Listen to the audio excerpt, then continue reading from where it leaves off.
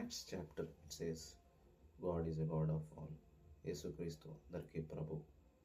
కాబట్టి ఈ లోకంలో మనం జీవిస్తున్నాం.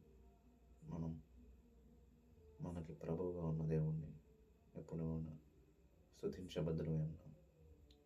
అలాగే మనకు తెలియని వాళ్ళకి మన స్వార్థ ప్రకటించే బాధ్యత మన మీద ఉంది. ఒక ఆత్మరక్షణ పడితే పరలోకంలో గొప్ప విందు.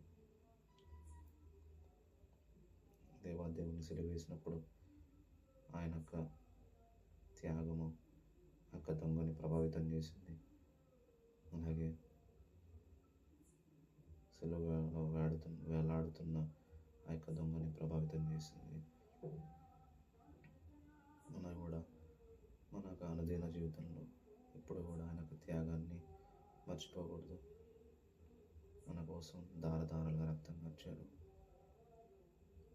మనం ముఖ్యంగా డిసెంబర్ నెలలోకి రేపు అడుగు పెట్టబోతున్నాం. సంతోషంగా ఆనందంగా ఆయన యొక్క జననం చూస్తే ఎవరు చోటు లేదు. ఎంత దీనాతి దీనము.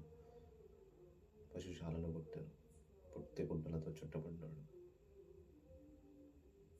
కాబట్టి మనందరం దుఃఖకరంగా సంతోషకరంగా దేవుడిలో అలాగే డిసెంబర్ నెలలో అడుగు పెడదాం.